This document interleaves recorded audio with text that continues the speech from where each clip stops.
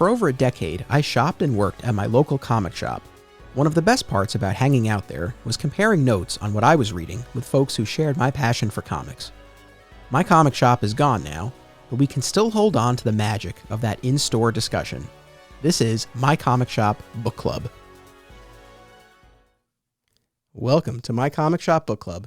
I'm your host, Anthony Desiato. Joining me to discuss collected edition trends and collecting is one of the hosts of Omnibros Live, Gabe Bustamantez. Welcome, sir. Awesome. It's a pleasure to be here, Anthony. Thanks so much for having me on. I appreciate you taking the time to do this. This is kind of an outlier in terms of the episodes that I typically do on My Comic Shop Book Club.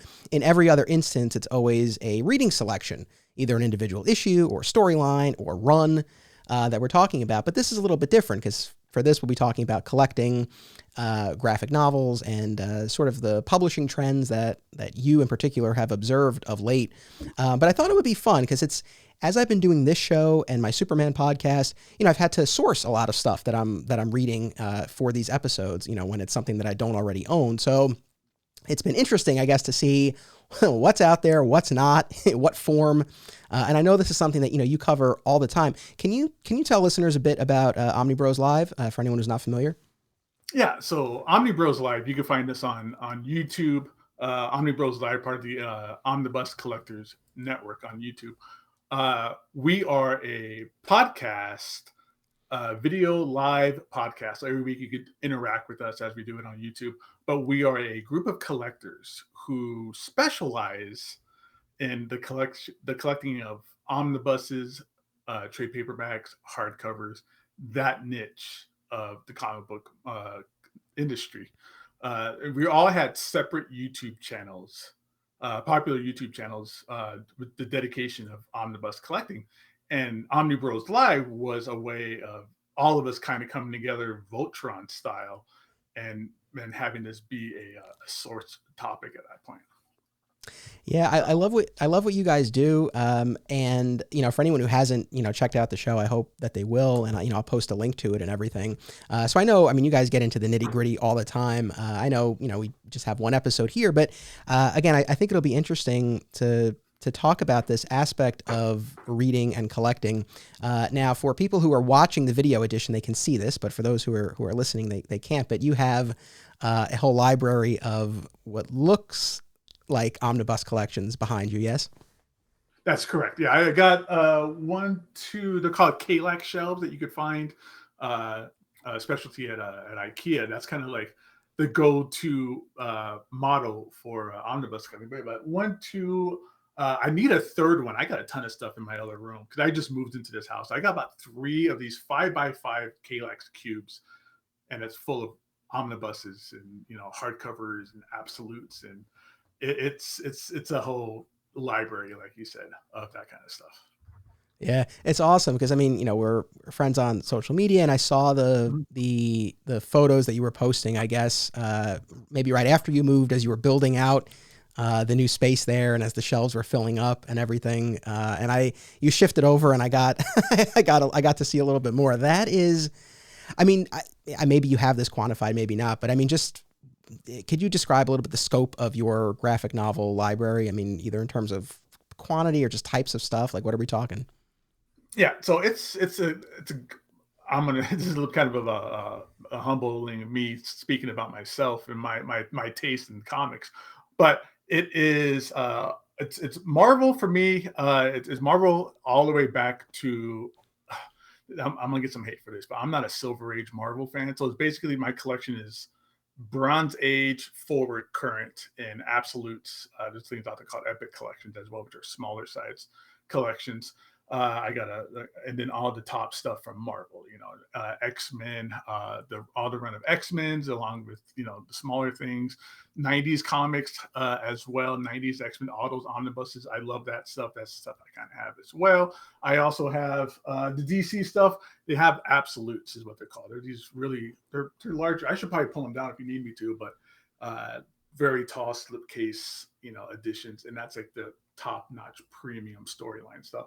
All the way through that, Vertigo stuff, Image, small press stuff like Usagi Jimbo, and they self-published things as well. So Sullivan Sluggers. So it's a grip of everything. Yeah, it's awesome. I love seeing the photos. I love seeing it now on this video podcast. I'm a bit envious. I've said this on other podcasts, and this was one of the things that I wanted to talk to you about, because of course, always my heart is with the comic shops, but Mm-hmm. I have become a proponent of digital comics, and for me, they've made a lot of sense, mostly for space and storage than anything else. Right. Do you read anything digitally, or are you full on physical? I'm still full on physical. Yeah. It's I just haven't quite jumped that shark or whatever it is. And that thing where almost, if I go digital, then I have to start all over again. I ended up have to buy stuff in the beginning and stuff I already own and stuff like that. But it's inevitable. I think sooner or later it's inevitable. The only thing I really do digital though, I don't buy like digital copies. But what's great also is Marvel and DC both have like Netflix style apps where you could read whatever you want for an anonymous price every month. So I do that for issues that might be missing in the omnibuses or something that just hasn't been collected yet as well. So I'll read through it that way. Oh, okay. Yeah, I don't. Again, we had not spoken about this, and I know how into the collecting you are, and I didn't know if you had like a philosophical objection to reading digitally or anything like that. No. No, nothing like that. I mean, we're all living in the matrix anyways, but I mean, I don't have anything where it's like, well, digital is putting people out of work, or, I don't have any kind of leaning towards it like that. I think it's just I like having the physical object. Yeah. As much as possible. I totally get that. I definitely held out for a long time, Mm-hmm. and I finally took the plunge. I want to say maybe a little over a year ago or so, and I got the biggest iPad that I could get, and that was what made the difference for me, because I had tried reading digitally on an iPad mini years earlier. No good. But now I have an iPad. No.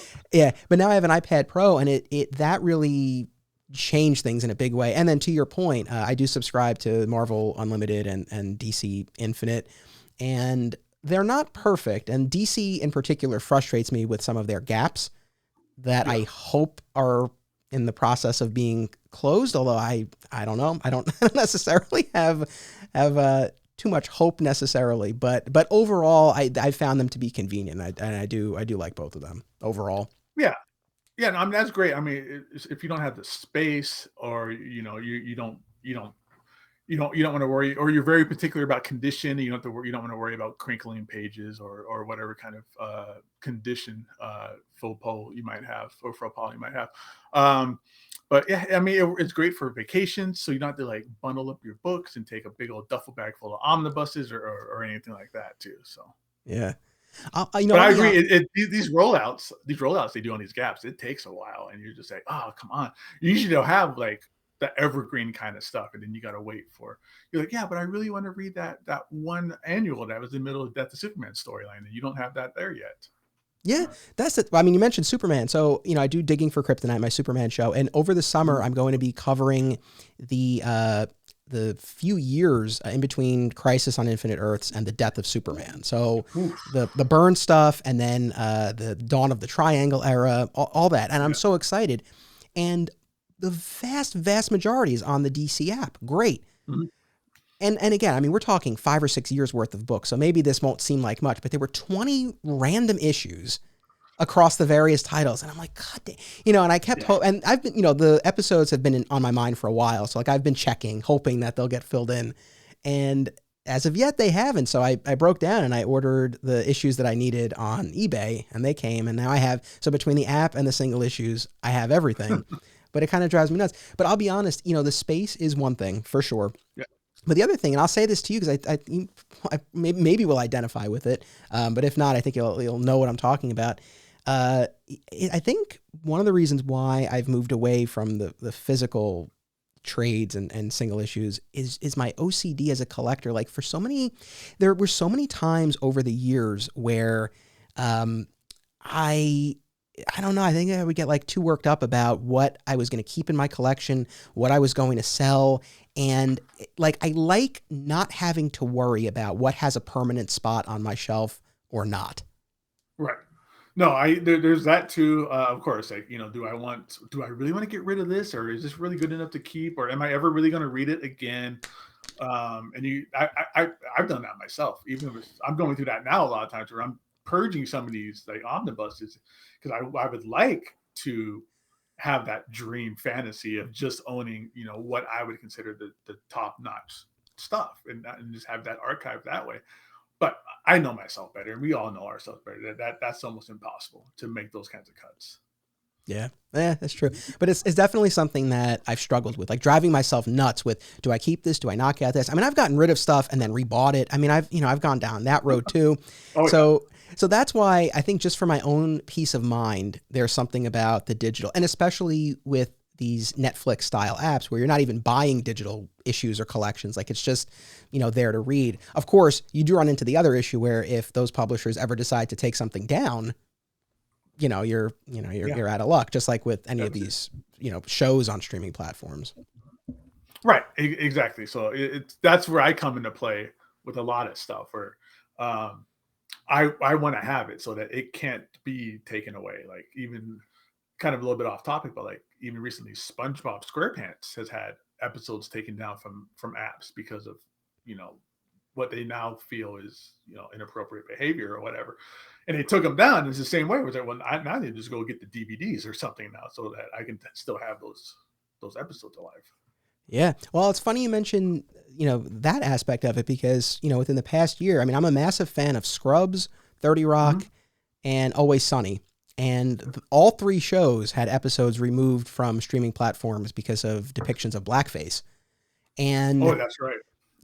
And this is not a political statement, but it's like, as a fan of the shows and as a completist, it's like, whenever and again, this is like, when am I ever going to sit down and rewatch those entire shows? But like, when I do, I know it's going to drive me nuts to know that there's an episode missing. And I've owned all of those on DVD and sold them, figuring, well, they're on the streaming platforms. So, I know there's definitely, that aspect of it.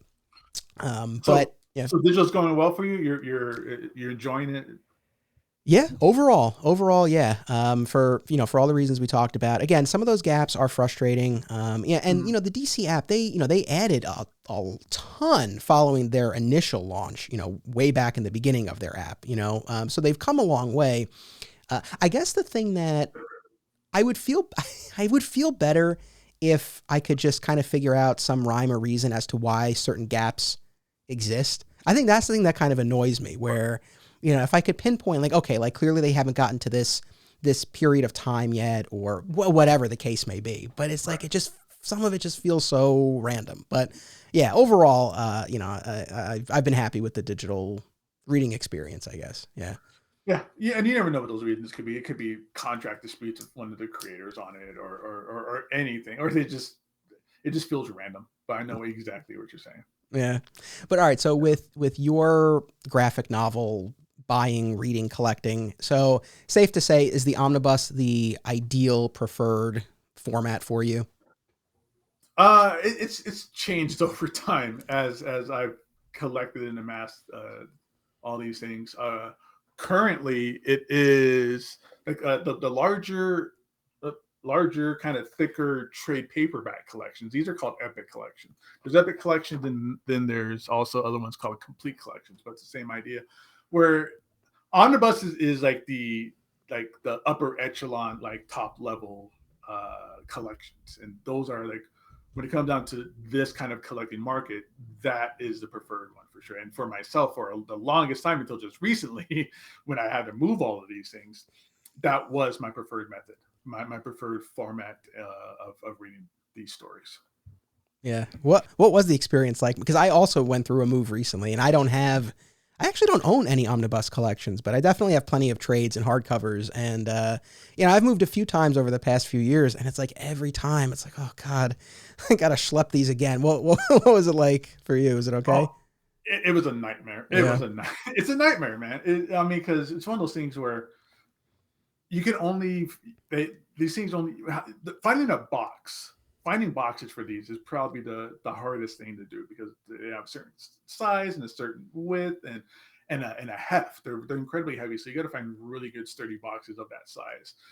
So certain shipping boxes don't work, but fortunately, comic book diamond comic book boxes, the ones that comic book stores get every week when they get their shipments, those diamond boxes are perfect.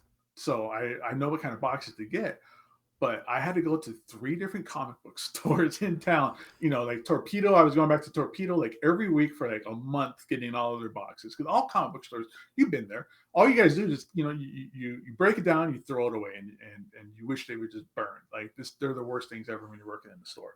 But if you're moving, those are the best boxes. So I went to Torpedo, and oh, here you go. I went to Ralph's store, Alternate Realities here, who was also on my comic shop country. So I went to his store and I took all of his boxes for like a month. And I went to another store and I just had this rotation. Good thing everybody knows me and I know they just throw away their boxes. So I had 3 different comic book stores just supplying me with moving boxes for like a month to get enough to pack these things off. Nice. And then moving it was a nightmare. That took like a whole trip itself. I went from a 1-story house to a 2-story house. So having to, I got an amazing workout for like a week bringing these things up and downstairs. But yeah, so it was a nightmare. And then again, that's where I was like, man, it's time to start selling these things off. Like, what if I have to move again and, have to move these boxes again and move these shelves again? So. Yeah, no, I went through the same thing because I've moved now 3 times over the past, I don't know, 8 years, which is nothing too crazy, but it's like, and that was after 2 decades of not moving at all. So it was all of a sudden, I was like, oh man, it's like all these moves. And it's like every time with the statue, that was the other thing that drove me nuts. Statues, boxing them, unboxing them. So that's why I've ended up getting rid of a lot of both. You never feel like you packed them the right way. You're like, nope. One of these things are going to be broken. I know one of these is going to be broken. I packed it the wrong way, or working at Torpedo, we had tons of statues. So I've seen all those. I see some of your statues back there. I've seen them on your videos before. But even like if you had like the massive like Sideshow XM ones that have like 50, 60 pieces and 2 different heads, and they come basically like a smoker box. So yeah, you're going to break it. You're like, oh, one of these is going to be broken. It didn't. Same when I moved all my stuff. I was like, oh, one of these is going to come out damaged. Like I know one of these is going to get crunched or something. But luckily not. So hopefully the same thing happened when you moved all those massive statues, man. Yeah, I have to say, thankfully, like I don't have any of those huge. I mean, I have a few full-size statues, but still nothing in the scale of some of these new Sideshow pieces that have come out. Like you mentioned the documentary, My Comic Shop Country, which you're in, and I'm so glad that you were able to be part of that, talking about your experience, your role at Torpedo. One of the other guys in the movie, Justin DeVoe, I filmed his collection, and he's got a ton of those Sideshow pieces, and he's continued getting stuff in the couple of years since I filmed, and I see him posting it all the time, and I hadn't thought about that, but you're right. It's like, it's one thing boxing up like these Bowen mini busts, but it's like those huge Sideshow pieces. Good Lord. Yeah. I collect Bowen mini busts too. I have a Jack Kirby one back here behind me. Yeah, those are it's one piece. It's a solid piece. Yeah. But then when you get into like those Sideshow ones, it's just like the arms come off, the head comes off, the feet come off. It's a base. The base has a wall. That wall has a gun. And it's just elaborate diorama sometimes with those things. Yeah. But to your point, I identified 100% with what you were saying when you're like, when you work at a comic shop, right? Those boxes are, they're just in the way, right? And then when you need them, it's like you can't get enough. And like you had to go to multiple stores. It was the same thing for me. Like all those years working at Alternate Realities, all the boxes, just toss, happy to get rid of them. And then by the time I started making all of these moves, Alternate Realities was gone pretty much. And so like I had to go to, thankfully there are other local stores, but like one of the ones that was great in saving boxes for me, but like they don't order the quantities like that my store used to. So like it took a while to get enough boxes. Oh, but yeah, I know. You're getting like 2 boxes at a time or something. Yeah, but so now for the omnibus, so it's the you use the inner box, the inner diamond box.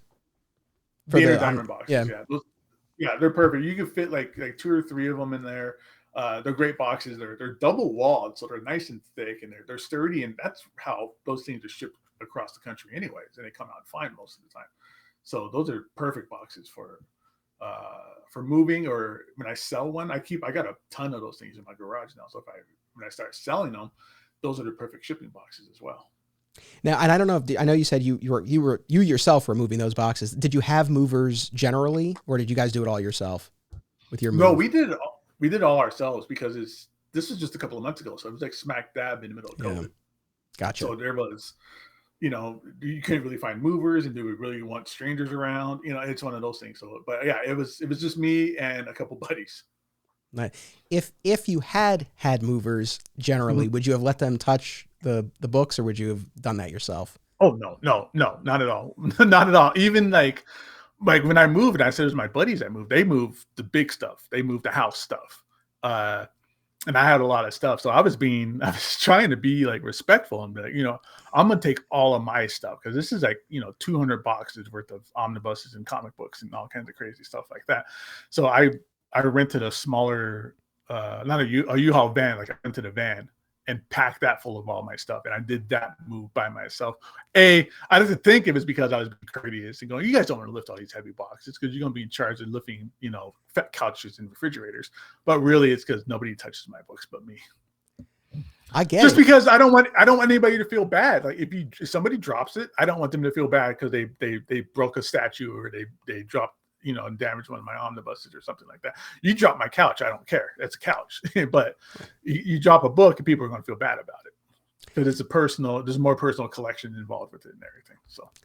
I get it 100% because when we did our move over the summer, we did hire movers. That was we had that debate. It's like, do we do this? Do we not? But we did hire movers, and they were masked and everything, and it worked out fine. But we did get a storage unit nearby our old place, and shortly before the move, like I filled it with, or actually, no, I take that back. It was actually a few months earlier because we cleared as much out of our old place to show it as possible. That was part of what motivated it. The other was I wanted to get my stuff out of the way and kind of secured. So it's like all the graphic novels, all the statues, and all the filmmaking and podcasting equipment went into that storage space.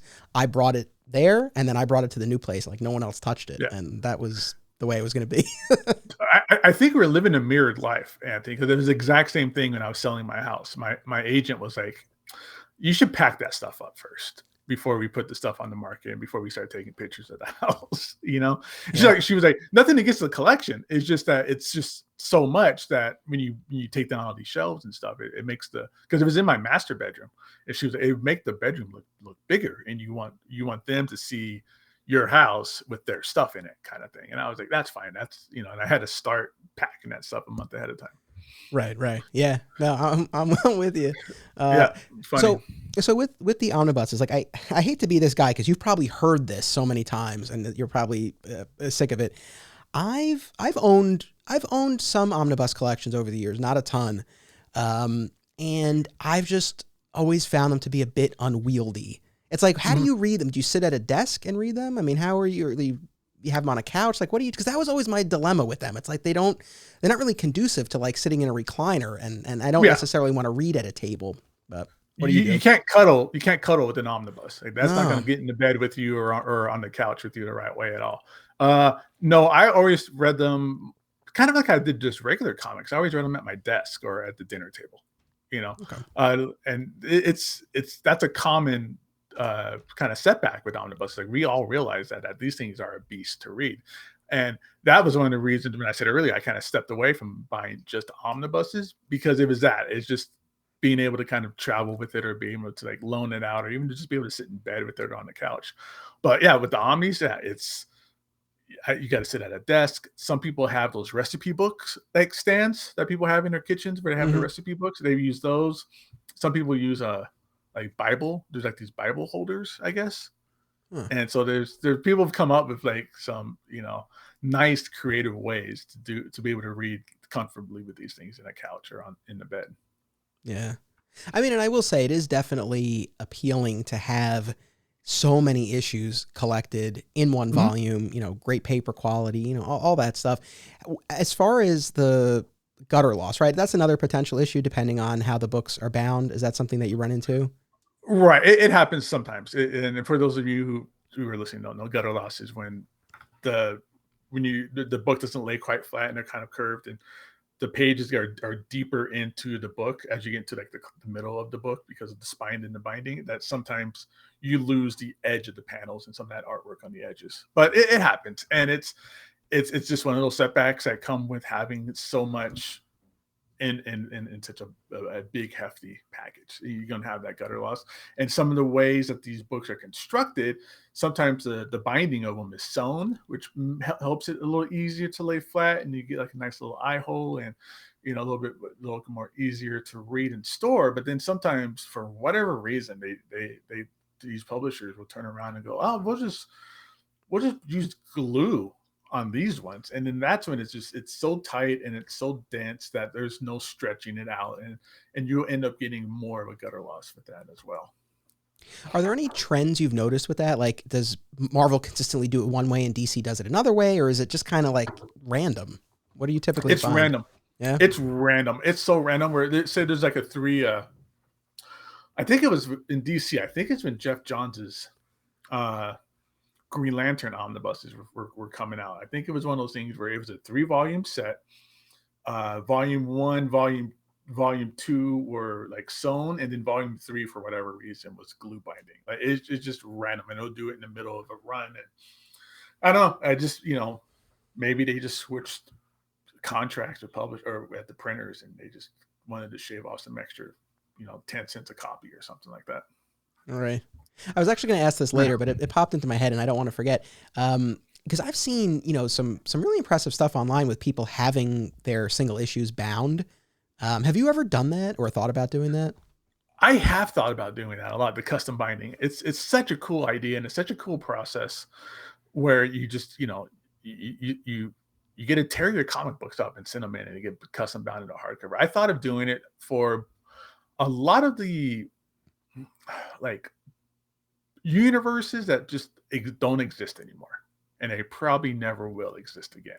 Like I've considered doing it for a lot of the Malibu Ultraverse stuff, like Prime and Ultra Force and Rune and things like that, because that universe is gone. It's probably never coming back, and they're never going to do a collected edition of that. So I thought about doing it for that. The Pat Lee Dreamwave Transformers, same thing, where that contract was just gone, and nobody has the rights for it, and no one's going to make a book of it.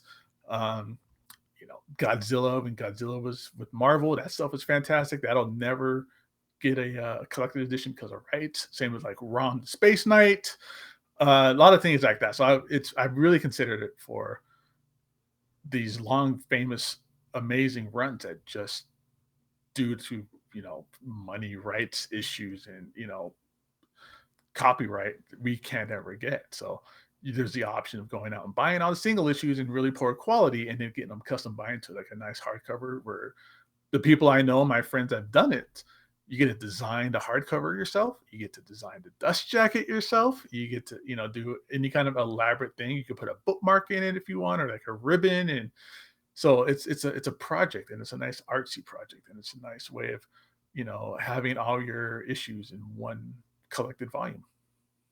Yeah, it is. I don't know that I personally have ever been that tempted. I'm trying to think. Oh man.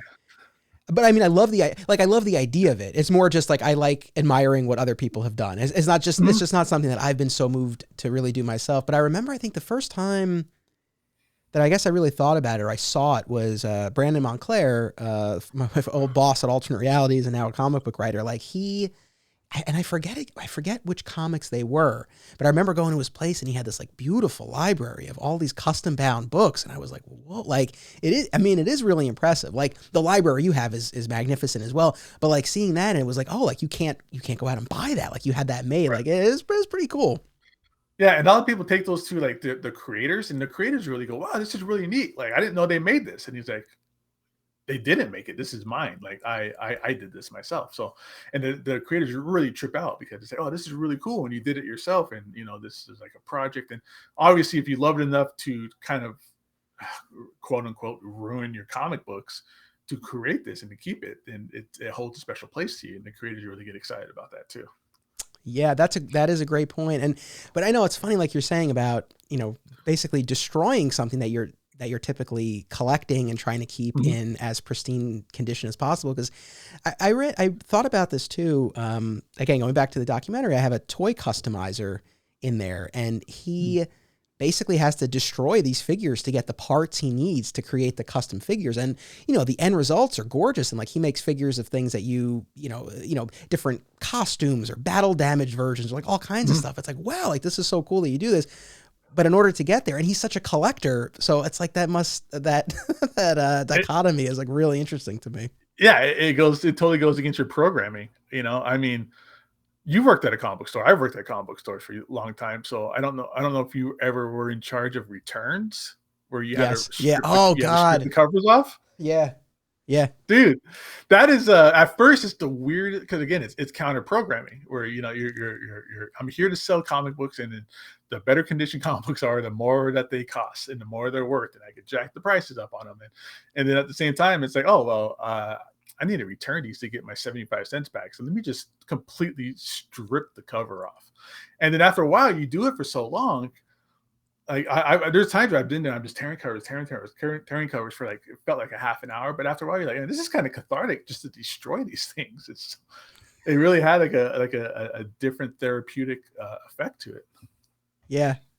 Yeah. But if you do it and people are in the store, they lose their mind. That's my favorite part. I wait till the store is crowded, and I would bring out all the returns and just start stripping them, and they're like, what are you doing? I'm like, I got to return these to get our money back, because they're not selling, so or whatever the case is, or they were like recalled, or whatever the case might be. But yeah, or they were damaged in the first place, and I got to send them back. Yeah. I haven't thought about that in so many years, but yeah, that's true. I do remember that. And I do have a memory of like the first time, and it was like, I know you're right. It does completely go against like everything you're taught, everything you feel about these books. I know it is a really weird experience, but yeah, I guess you do then kind of come around on it a little bit. There is a therapeutic side to it as well, for sure. Or maybe it's good to just get out some aggression on these books. Yeah. Oh, I'm so mad today. I'm gonna just destroy all these books. This is gonna be great. Let's take everybody and wreck them. Yeah. Let's take a 30-second commercial break, and then we'll keep going here. All right. The Hive Comics and Games is an oasis of nerd fun and events in the heart of Odessa, Texas. Whether it's comic book superhero stories or role-playing in a dungeon, the Hive is where to be. Come tap your mana and face off against the top Magic the Gathering players in West Texas. Hive carries a majority of new comic titles each Wednesday, and has all of your favorite titles in their back issue section. Follow them on Facebook at The Hive Comics, and on Instagram at The Hive Comic Shop. And we're back. You mentioned Ralph at Alternate Reality Comics, also in Vegas. And I just want to, because, I know we've exchanged messages on social media, but we haven't spoken. And I got to thank you, because you and comic book creator James Robinson had such hilarious commentary about Ralph, the owner of Alternate Reality Comics. And it was all with love, but it was hilarious. And, I was fortunate enough to see my Comic Shop Country play at a few screenings pre-pandemic, and consistently, like, that section got the biggest laughs. So thank you for that, because it was really a lot of fun, and it added a very fun component to the film. Well, yeah, it's one of those things where, because with Ralph, what I said was, I forgot what I said about him. I said he's pretty quick and limber for a vegan, or has a lot of energy for a vegan, or something like that. But it like you said, it was said with love, but it just added just that extra element where you're like, now you know a little bit more about who he is, like outside the store, or a little bit more of like, kind of his jitteriness and his kind of like mannerisms. It kind of adds to his appeal and his character. Yeah, it was great. And, I said this in other podcasts talking about the movie, but, I had all this footage of Ralph zipping around the store and me struggling to keep up with the camera. And I'll be honest, like, in the moment of filming, like, it was a little frustrating, because it's like, oh man, he's so fast. And, we didn't plan it out ahead of time. It was just sort of like, okay, like, go stock the shelves and I'll follow you around. I didn't think it would be that challenging. And I'm like, what am I going to do with this footage? And then you and James Robinson, you gave me this awesome commentary, and all of a sudden it was like, oh, like now I can do something with this, and this gives it like the proper context, and it's hilarious. And yeah, no, it was it was a lot of. I can't tell you how much fun I had putting that together. That was really a blast. Oh, that's great, man. It's great to hear. How'd that turn out? Everything like streaming wise, because it's great. It's so impressive. You got that on Amazon. Thanks. The oh, I dropped my water there. Don't give me too much credit. It's that the Amazon thing wasn't a huge hurdle. I mean, I think the getting a distributor, that was definitely a hurdle, and I was Okay. happy to clear that. And then yeah, they were able to get it onto Amazon and iTunes, which was great, and that obviously opens it up to so many people. And then most recently, they sold it to Curiosity Stream, which is a streaming platform specifically for documentaries, and that's been great. And I really, and I started hearing from even more people on social media after that, so I think that really got it in front of a lot of new eyes as well. So yeah, I mean Was that overall. was that change of distribution like recently, or when they sold it? Was that like pre-pandemic or right during the pandemic? That was, well, the Curiosity Stream was just a few months ago. Okay, So yeah, because so I've that been was in the getting a midst. lot of people hitting me up, like, oh, like talking about it. I kind of forgot about it. I didn't forget about it, but when it first went out, I got a lot of like comments on it, like great, like everybody really enjoyed my parts, everybody enjoyed the documentary in general, and which they should, because it was a really uh, documentary about such a important pillar of our society. But then it kind of went quiet, and then it started happening again, like not too long ago, and I was like, what's happening here? So I guess it's true then. Yeah, good for I you, think it man. was the It's amazing. Curiosity Stream. Yeah, for sure. Well, I'm glad. That's great to hear. Yeah, I think that did give it like a second wind. So that was Yeah. cool. Well, actually, kind of on the note of comic shops, right? You worked at Torpedo Comics for a long time, and I was just curious, and as far as the customer buying trends with these collected editions. I mean, I don't know, anything that you observed over the years there that really stood out to you in terms of what Yeah, people were getting.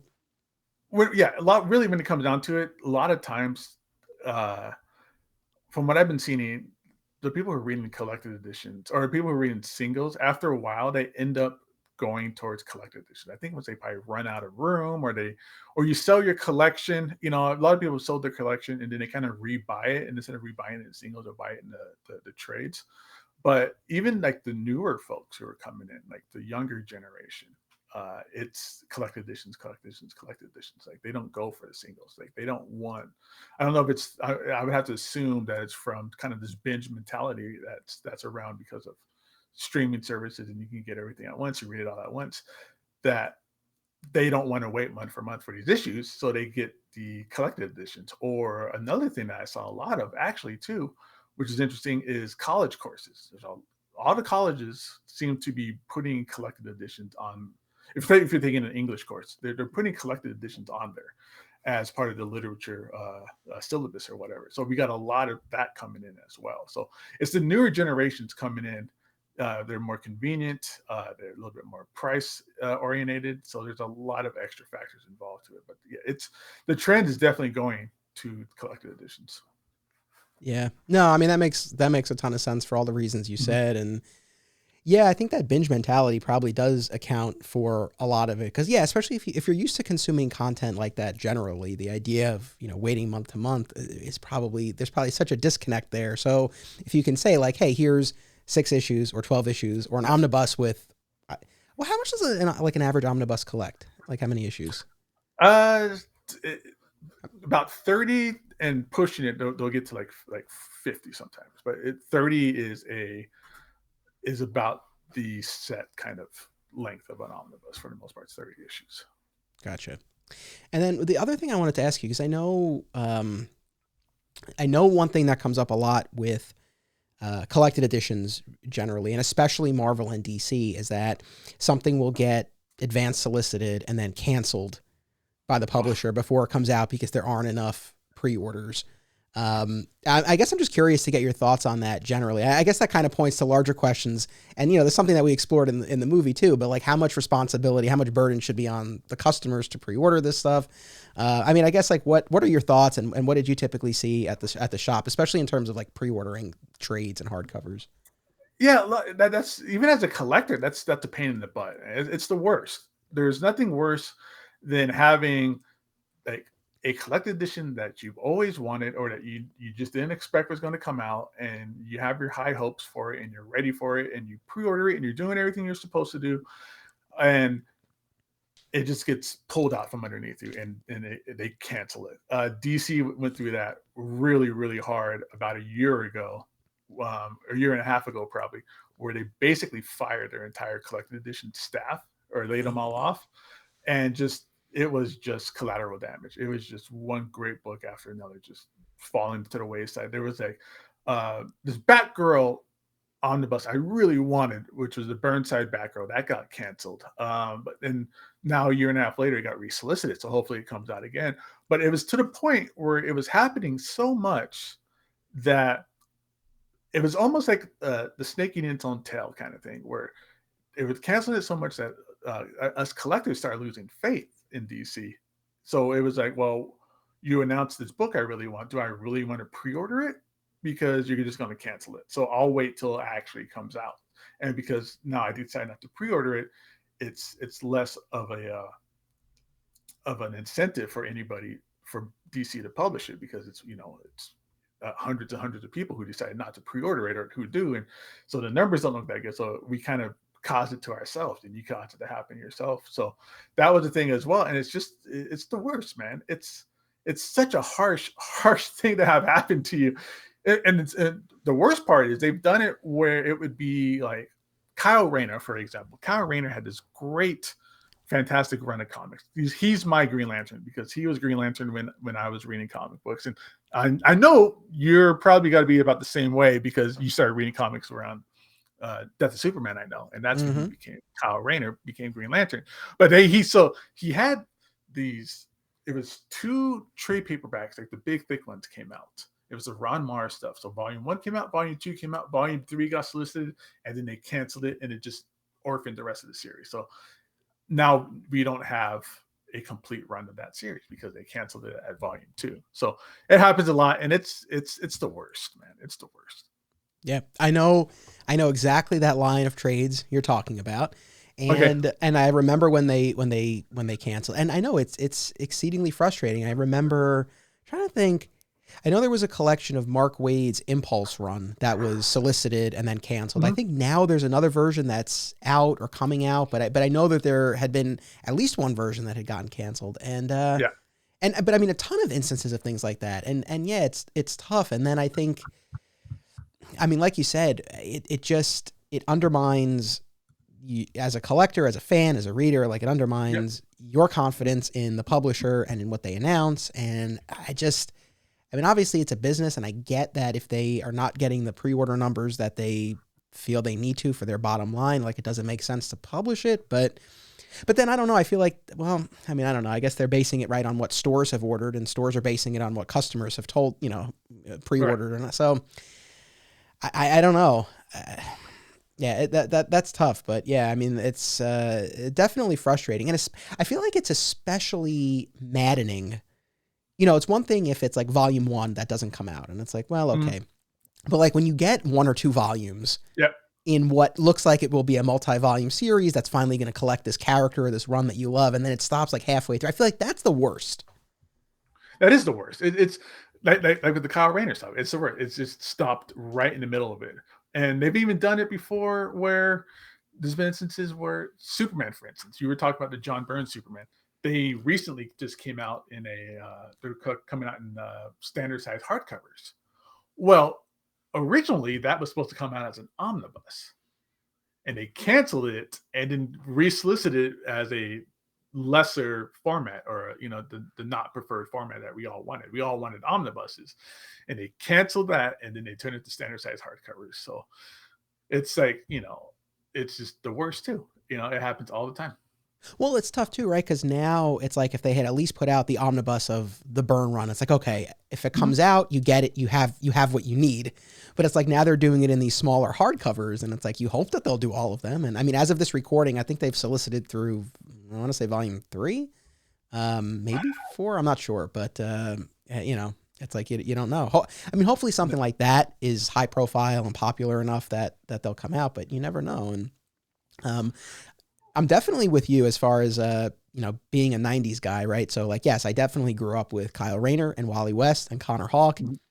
And it's like we're finally that DC finally put out a proper run of trades collecting Mark Waid's Flash run. Yeah. I could not believe the years that went by that was collected only piecemeal and stuff was out of print. Like, it was crazy to me. Mhm.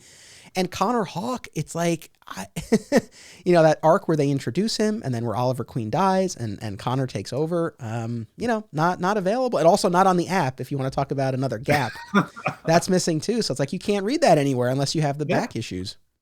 They've done that with omnibuses too, where this is probably another series that you grew up with, Grant Morrison's Justice League. So they sent out an omnibus of that, and they called it Grant Morrison's Justice League.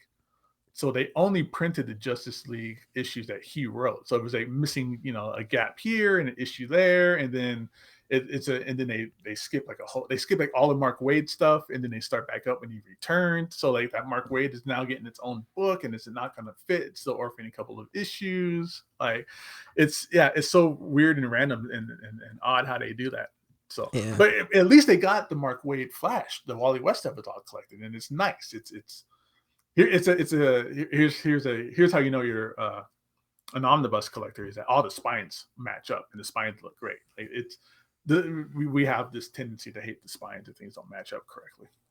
That was one of the things I was going to ask you, because I mentioned my OCD earlier.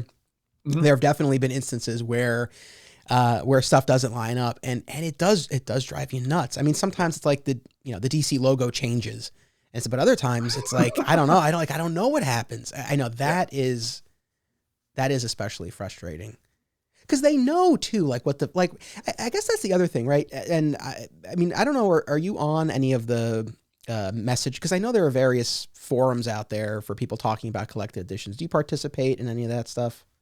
Yeah, I'm part of the Omnibus Collector on the Facebook group. There's a Facebook group called Omnibus Collectors. Yeah, so yeah, I participate in that, and I'm a big component of that board, and I'm a big contributor, and it's one of those things where you get that community outreach of everything that's going on with it as well. But let me ask you, since you've been doing all these book clubs, and you said that you had to go out and get some of the collected editions in the trades or whatever, how many times did you run into an out of print book? Yeah, a lot. Like, that wasn't available. And then what about the prices on it? Thankfully, I'll be perfectly honest. Like, I think if there was anything that was really cost prohibitive, I would do a different episode. So I haven't, thankfully, but honestly, I don't know that I've really run into that where I've had to make that call. Thankfully, I would say for the stuff I've done so far, most of it's funny too. Most of what I've been reading, I've been picking stuff that is available for myself, but also for my potential audience. So I have actually, for the most part, like, if there's something that like you can only get if you track down an overpriced out of print trade, it's like I probably wouldn't pick that, because then I feel like that's going to really limit the amount of people who would be able to potentially get it to listen to the episode. Right. I don't know if that may, if that's worth going through that whole thought process, but that's usually kind of what happens. But yeah, there have been, most recently, on my Superman show, Digging for Kryptonite, we did an episode on Godfall, the storyline that Michael Turner co-wrote, and the Aspen crew did the art. And it was a cool, Candor story. But only a few of the issues out of the 6 were on the DC app. Or I think 2 out of the 6 were on the DC app. And yeah, the trade was out of print, but I was able to get it at a very reasonable price on eBay. But yeah, like, it was annoying. And that was one where I still did the episode on it. But I think I said in the episode, it's like, if you want to get it, it's like, again, reach out to your local comic shop. Like, maybe they have a copy, maybe they have the back issues, or go to eBay. But it's like, yeah, it is kind of limiting. So yeah, that is a big frustration.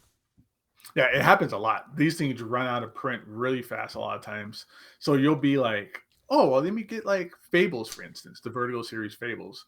And it's like, okay, well, I'm gonna read all these hardcovers. I'm gonna get the hardcover versions of it, and you can find 1, 2, 4's out of print. You can find 5, 6, 7, 8's out of print, and it's just like, what's going on? And then they don't reprint them. Same thing happens with Marvel stuff as well, where they fall out of print, and and then they blow up. Some of these omnibuses, when they go out of print, they've gone for like $500-$600. So there's a huge aftermarket on these things when they fall out of print as well. So something like that, does that motivate you? Like, let's say there's some like an omnibus you're kind of on the fence about. Mhm. Will what you just said, will that kind of motivate you to like just bite the bullet and get it because you're like, well, if I want it later, I might end up, having to pay a lot to get it. Do you kind of go through that? I struggle with it sometimes, but I've never had to get like a $500 omnibus. I mean, I try, and it's the thing with the the community I'm a part of is that we try to get find these out of print books as much as possible at cover or less than cover is amazing if you can get them for less than cover price. But and that's the kind of mentality I try to stick with is I don't want to pay over cover for these things and I'll pay like a little bit over cover sometimes, like if it's $100 sometimes I'll pay 150 if I have to, but it's one of those things where patience saves pockets, and I try to convince myself that sooner or later that it'll get reprinted, whether it's a couple of years down the road or whatever the case might be. And I'd rather not have to drop that $400 for it and then regret it later. And then knowing me and my luck, the moment I buy that thing for 300-400 bucks, like a week later they will announce a reprint of it, and I'd be like, dang it, it's Oh, the of worst. of course. Well, that's the thing. Yeah. Like those Superman single issues that I just bought on eBay that I was telling you about. It's like I'm Mhm. convinced that before I sit down to record those episodes of Digging for Kryptonite, those episodes, those issues will make their way to the app. It's like I'm sure. That was the thing. It's Yeah. like when I went back and forth, and I was like, I know that by pressing buy, like I'm all but guaranteeing that they're going to show up on the app Yeah. now. But it's like it's fine. At least this way, I know for sure that I have them. But yeah, I know. I get it for sure. Yeah. Here's another thing that's similar to that. So in the collective community like this, you always we always try to get like the best version format that comes out, and it's there's kind of like a pecking order for these collected editions that we judge things by. So there'll be times where it's like, oh, I really want to read the series, like a newer series, and it's only out in trade paperback. So sometimes it'll be like, oh, I'll wait for them to maybe collect it in a hardcover. I'll wait for it to be in an omnibus or whatever format that I prefer the most for. So what'll happen is you'll go like, oh, forget it. I'm just going to get it into trade paperbacks. I want the hardcovers, but I'm just going to get into trade paperbacks. I really want to read it, and it's been forever, and they haven't put it in a hardcover yet. So let me go grab these now. And you grab them, and then instantly, bam, it's a hardcover announcement. There's one of the guys on Omnibros, Jess. We have a running joke with him where it's like every time he does that, they announce the omnibus. So whenever we're waiting for like an omnibus to come out or something, we'll be like, "Hey Jess, can you just go buy all those trade paperbacks so we know once that happens, it'll get announced." Yeah. And do you upgrade a lot, like yourself personally? Do you find that and I guess, is it upgrading or double dipping? Like, do you keep both versions, or will you like sell trades if a hardcover comes out? What do you typically do? I sell the trades. I'll sell that one peck order down version to get the higher cost version. I do it all the time. So like for DC, for instance, they did that with Mr. Miracle, Tom King and Mitch Garrett's Mr. Miracle. It was a trade paperback, and then it was like a standard size hardcover, and now they recently just came out with deluxe hardcover, and then they announced that there's going to be an absolute. So I bought everyone on the way up. Um, and I would sell the previous one, except for the standard size hardcover when that came out, because it was only available to comic book stores. Like it was a comic book store exclusive. And Tom King and Mitch Garrett's did a signing at Torpedo not too long after that. So it's signed, and Mitch Garrett's did like a little doodle in it for me. So I can't get rid of that. But for the most part, I try to sell the lesser version to get the money to get the next version up that I wanted. So, and I do it all the time because my preferred format is oversized hardcovers, which is like omnibuses but smaller, or for DC stuff, same thing, or an absolute. Like I love their absolutes. It's like the perfect format for these things. So I'll just get that version when it comes out too. Gotcha. Right on. Yeah, the Yeah. absolutes are very impressive. Is there anyone that you're like, this is my I got grail or prized absolute one that really stands out? Let me see. I would have to say, easy. So the best one they've ever done, I did a video on it too on my YouTube channel, is the Jack Kirby Fourth World Absolute. It's this Oh yeah. massive, beautiful. It's like this, the slipcase is white and it looks like the mother box. One side, they drilled like a hole through it, so when you pull it out, it's this really cool effect. But when it's pushed in, one side has the circle, and it's Jack Kirby. And on the other side is the same circle, but it's dark side. So it just is really great, elaborate, like really nice looking, like the design of it and the design of the book itself. And it's the absolute. So it's Jack Kirby in like this really huge format. So that's like the best one they've ever done. That's my favorite one. That is cool. And now that you say that, I think I remember the video that you did. But actually, so like on that note, when you do one of your reviews or you talk about something on Omnibros, and even just like within the Facebook group, the fan community that you're a part of, it's like, what are the types of things that when a collected edition comes out, like that you're really looking at closely? Like, what's the kind of stuff that if you do a review, you're like, okay, I better make sure I talk about this. People are like, the hardcore fans are going to want to know, like the binding, like what other kind of stuff? Yeah, it's really the binding is the thing that everyone's going to be. That's the question people are going to ask. Like they immediately ask you, how's the binding? How's the binding? How's the binding? That's key. So these reviews, I go through the binding, I go through the gutter loss as well. I'll flip through the pages. I'll relax the spine first, flip through the pages, and we'll talk about if there's any kind of gutter loss that we notice. There's a lot of things in there. Does it have a table of contents? How's the mapping? Is it mapped in the right reading order that us comic book readers want it in, or what kind of mapping order is it in? Table of contents, is there covers? Like does each issue in the book divided up by its cover? Sometimes they don't put the covers in there, so it just seems like one big long story with changing art. Numbered pages, special features in the back. Is there like a sketchbook? Is there interviews? Is there, behind the scenes or what else is going on? So it's stuff like that. Yeah, that all makes sense. Actually, with the mapping, that was something that I wanted to ask you about because, so I'm not in any Facebook groups, but I'm trying to think of the message boards that I've lurked on over the years, like MarvelMasterworks.com, like that's one where they have forums and they broken down by DC and Marvel, and there was something else too in the past. I don't really remember now, but I know the fans on there will make their mapping predictions, hopes, suggestions, and I know it can be frustrated when the books that come out don't quite line up, and in some instances, like some of the publishers' choices like can be kind of baffling, I guess. I mean, I don't know. Are there any things that come to mind where you're like, yeah, like I don't get why they put it in this order or why they omitted this? Like anything that kind of comes to mind for you? Yeah. Which one was it? It was the oversized hardcover for Spider Island from Marvel, where it collects the entire event, like all the main issues, all the satellite ancillary storylines, but they mapped it where they chunked everything together. So you would read it and you would read, or they put it like in reading order, where in the middle of the issue or the middle of the book, instead of it going to the next issue of Spider-Man, it then spun off into like Spider Island, Gwen Stacy, or Spider Island, some other ancillary book. So the mapping is really important because we want it to be in a familiar format or something that you can follow. And sometimes they break it up or they put stories in the wrong order, or they just put the mini series where it doesn't belong, or it just breaks up the story. So it's a frustrating thing as well.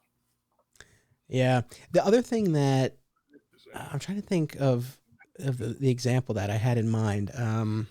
Well, bad mapping or kind of, I guess, a little bit related. And I don't know how much this even happens now. This might have maybe been more of an isolated incident, but especially when we're talking about crossovers, only including the relevant pages from issues. I guess because I think this came up with Batman, Bruce Wayne, Murderer, and Fugitive.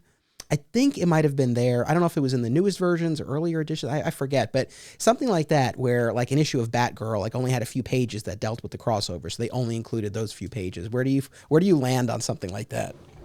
Give me the whole issue. Give me the whole thing.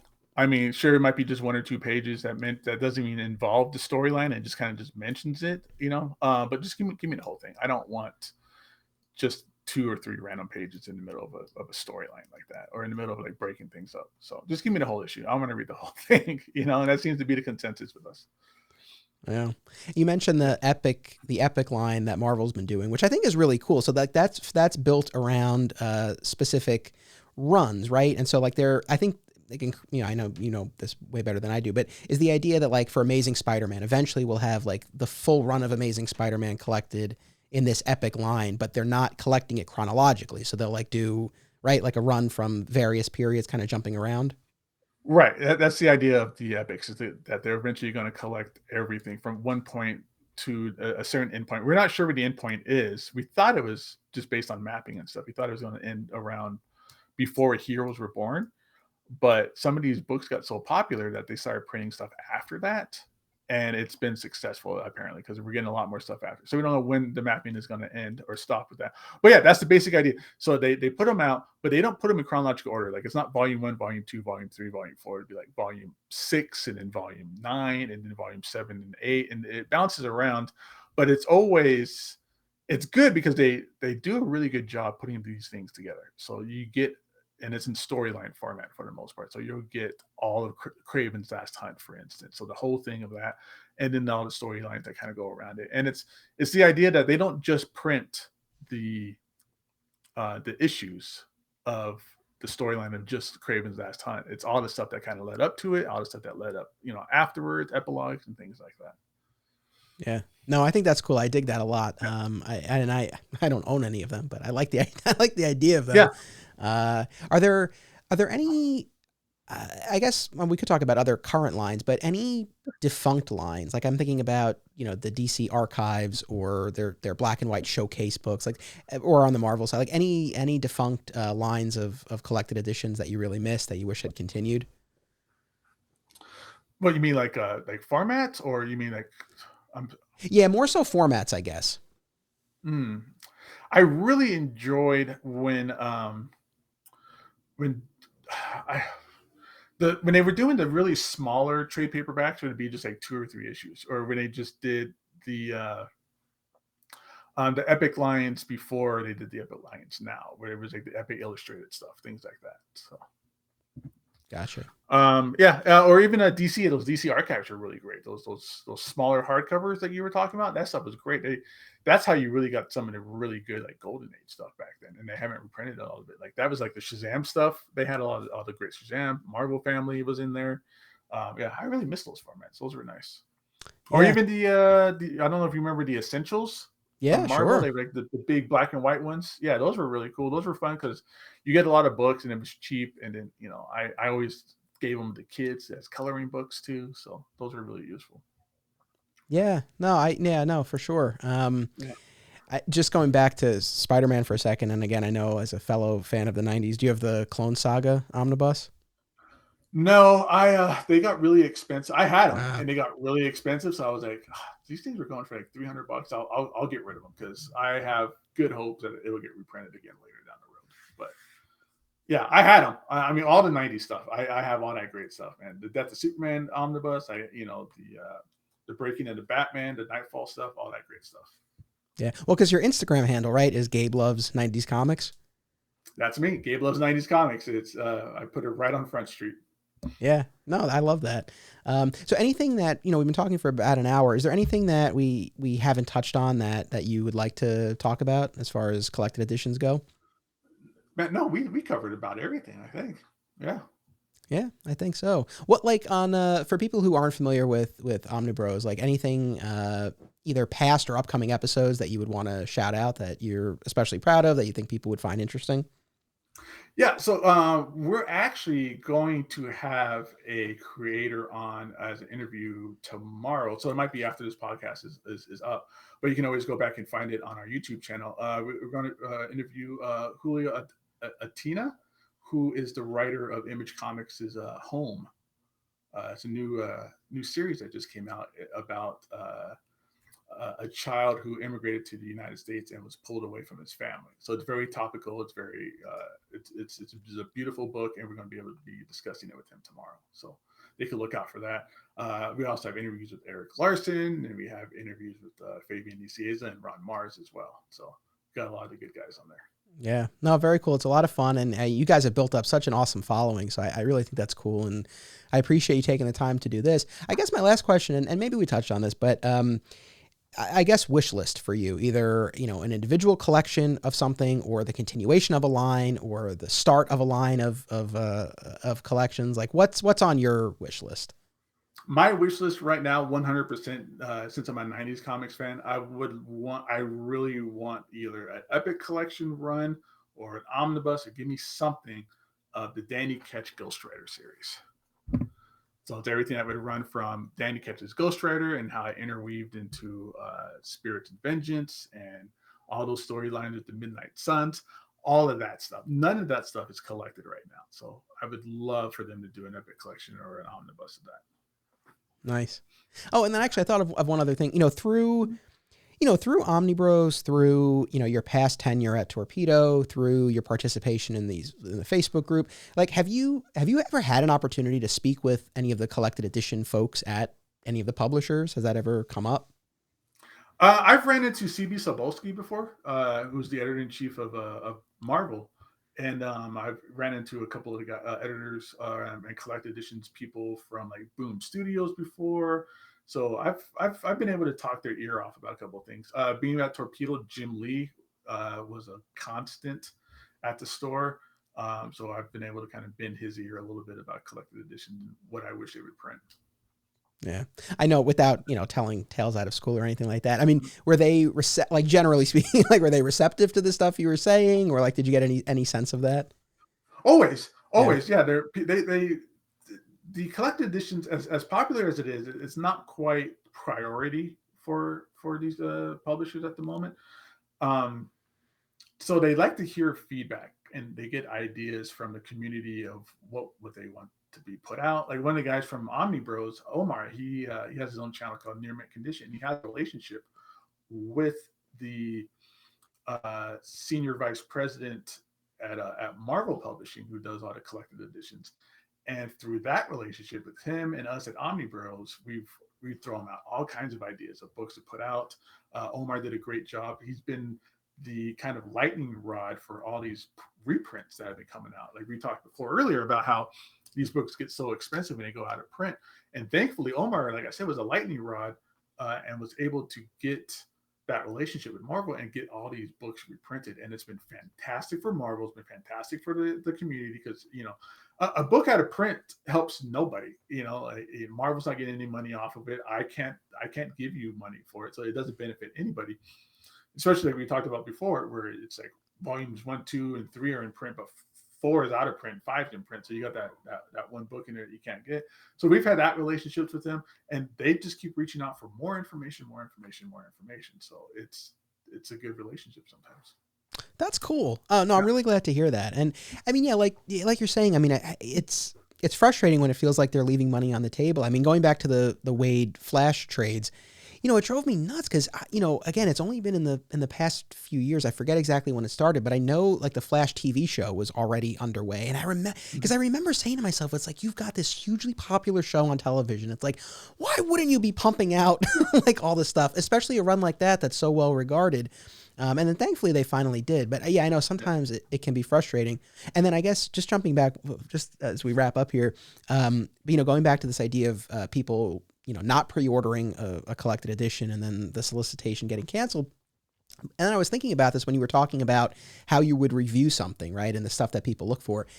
And it's like, and pre-ordering comics is, a larger conversation, but specifically when you're talking about these collected editions, like I can understand why especially a hardcore collector might be a little reticent to pre-order something because there might be issues with the book that would prevent you from buying it, right? Like you might want to see Gabe's review of it first because it's not like it's $3. I mean, these things are really expensive. So I get why people maybe want to wait and see what the thing's actually like.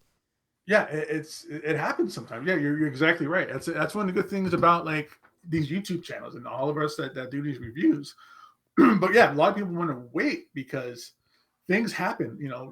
Just recently, speaking of Flash, Marvel or DC, excuse me, has been putting out the Jeff Johns' Flash, which is just phenomenal pinnacle run of Flash. So they've been putting it. They had omnibuses out years and years ago, but those were like garbage and the mapping was bad and they were missing issues and things weren't done. The gutter loss was the worst on some of those things. So they finally reprinted them in better condition and better, completely redid it. Instead of it being 3 omnibuses, it's 2. So they fattened them up a little bit. And volume 2, it was advertised to have issue 0 in the book. And then when we got it, it didn't have issue 0 in it. So and sometimes things happen too where they print a page and all the word bubbles are missing, or a lot of weird things happen with these things. They'll put an entire issue and it'll be missing like one page, or the page is duplicate, or a lot of weird things like that happen. But for some of these collectors, that's a that's a dead stop. Like that's a line crosser, and they won't buy it. So yeah, that affects it too, where they want to watch my review of it first to see what's going on with the binding and things like that. Because what happened? You buy it and they change the coloring, and the coloring is really terrible. Like with the Swamp Thing absolutes, where they recolored it with modern colors, and it's not what you wanted. So it happens all the time. Yeah. Yeah. Well, listen, it's been fascinating getting to pick your brain about this stuff. I mean, to be able to compare notes and to speak, I mean, you're so much, more into this world, immersed in this world of collected editions. I mean, I think there was a point, especially when I was working at the comic shop, where I was a little bit more up on the trends, and I was seeing everything as it was coming out, and that's not the case anymore. So I feel like I'm a little out of step maybe with what's going on right now. So it was fascinating for me to get to talk to you. No, man. I'm glad I was on. And I know you asked if there's anything else we didn't talk about, and I said no, and I just thought of it, but I don't want to take up any more of your time. No, go for it. So one thing we haven't really talked about, it's kind of, it's definitely related to collected editions, but manga right now is going to be the future. Because right now, I know a lot of comic book stores in town, a lot of book stores across the country, even regular bookstores, that the manga section is overpowering like the graphic novel superhero selection. Everything's turning towards manga, and manga is just so popular these days with the younger generation, or even anybody who likes anime or anything like that, even myself. But that's becoming like this next trend. You've been talking about trends, and that's what kind of triggered that this topic is going to be manga. You get these perfectly sized, they're smaller, trade paperbacks, and they're like $10. I mean, they're black and white, but they're $10, and you get a complete story, and it's all done by the same artist and the same writer. So you don't get these changing storylines and these changing figures and art styles. So that to me feels like that's going to be the future of comic books, is manga and collected editions for sure. Very interesting. I mean, yeah. Do you think you would start to see more like manga style, like using the format of manga for like DC and Marvel and other publishers? Like, do you think you would start to see some of that? I think we will. I think we'll start seeing the kind of smaller size. It's a little bit cheaper, and then black and white. I can even see like DC and Marvel even kind of stepping away from superheroes down the road and doing more kind of manga-esque everyday life kind of stories as well. Yeah, interesting. Yeah, I mean, and certainly as far as the format goes, it makes a lot of sense. And, like we've been talking so much about the omnis, the absolutes, the oversized hardcovers. And it's like, yeah, for the fans, like that's great. And it's a beautiful presentation and it looks amazing on a bookshelf. But yeah, it's like they're not cheap. And it is a big investment of time and space and money for someone who's maybe just getting into a series. And so, yeah, to have something that's a lot more accessible and digestible, like a manga sized book and a manga priced book, like, yeah, I think there could be a lot of value in something like that. Yeah, I mean, they're $10 opposed to these omnibuses that cover prices are $150, $125 books. It's like when did you first start working at a comic shop? 2000, probably like 2012. I think I worked at a store called Maximum in Vegas. Right, gotcha. Yeah. But obviously you had been reading and collecting well before that. I mean, it's amazing now to see all of the collected editions and all of the different versions and formats. Because, I mean, I remember, and I was working at Alternate Realities, like in the early 2000s when things started to turn. And, it used to be that it was not a guarantee that something would get collected. Mm-hmm. And then, we really saw this turn and like all these trades were coming out and then of course the other, formats and editions and everything. But even just the regularity with which things, were collected. I remember seeing that turning point. It was really interesting. Yeah. I mean, I don't buy regular new comics anymore. I just wait for, it's called trade rating. So, and it's a big thing. A lot of people do it. I just trade wait. I wait for the trade to come out, or I wait for the hardcover to come out. It's one of those things where it's just, you start buying these issues and they start stacking up. It's a space thing as well. But also what happened to me was I started just getting so busy with life, I was still buying stacks of single issues. And by the time I go, oh, I got some time to read, Saga, then the trade paperback would be out. And it's like, oh, well, I could have just saved more money and could have just bought the trade paperback itself. And then I started realizing how much is such a better format where you don't have any ads. You get better paper most of the time. You get, it's all collected in one thing. Because we've all been there where you're like, oh, I really want to read this run of comics. Let me go dig into my, Temple of Doom, called my comic book collection of white boxes. And you start digging through your white boxes and you go, oh, well, I got issue 1, 2, 3. Where's issue 4? I know I had 4. And now my back hurts from moving all these boxes. I don't want to read it anymore. So you just get the trade paperback and you read it that way. Yeah. I remember really going through that exact same thought process when I ultimately made the switch from singles to trades.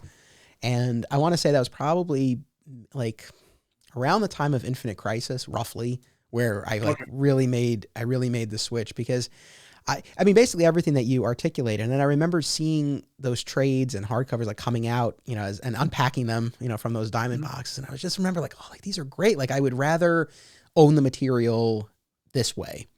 And then, yeah, I ultimately made that switch. And, but then I guess it kind of turned where, I got to the point, I feel like one downside with trades, at least for me, was that if you're already waiting 6 months for a trade to come out, I guess it could go one of two ways. Like you might be, the anticipation might be so high, you've waited for so long, now you got it, you're going to read it.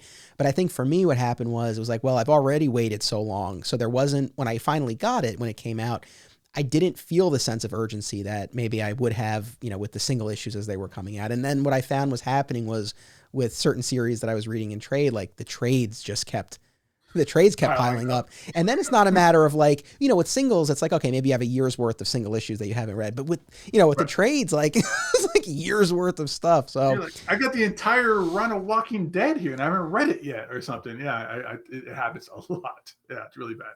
Yeah. We've touched on a lot, and this is fun. And I think a lot of what we said, I'm sure a lot of it is stuff that people will identify with, because as fans and readers and collectors, I know these things come up in various forms. So I hope that people enjoyed this chat. I certainly did. Oh yeah, it was great being on, man. I appreciate it. It's good to see from you again. It's been so long, bro. I know. It is kind of crazy. And like I said, I mean, we've exchanged messages, but we've not actually, and obviously we're doing this remotely, but I mean, we haven't seen or spoken to each other. So yeah, it's cool, but I'm glad we're able to catch up. I'm glad things are going well. And I'm sure we'll do some more podcasting down the line. I'd love to have you back in the future. Oh man, that'd be great. Yeah, please do. Anytime. Right on. So thank you, Gabe. And I hope that everyone will check out Omnibros Live. Check out Gabe on Instagram. Gabe loves 90s comics. That's me. Gabe loves 90s comics. Cool. So thank you to everyone who watched or listened. We'll be back with an all-new episode in 2 weeks. And until then, remember, they're all imaginary stories. My Comic Shop Book Club is a Flat Squirrel production. Art by Kristen San Gregorio, music by Basic Printer. If you like what you heard, be sure to check out my other podcasts, Digging for Kryptonite and My Comic Shop History. Sign up for exclusive content, including the official book club companion podcast, at patreon.com/Anthony Desiato, and watch my documentary film, My Comic Shop Country, out now on Apple TV and Amazon.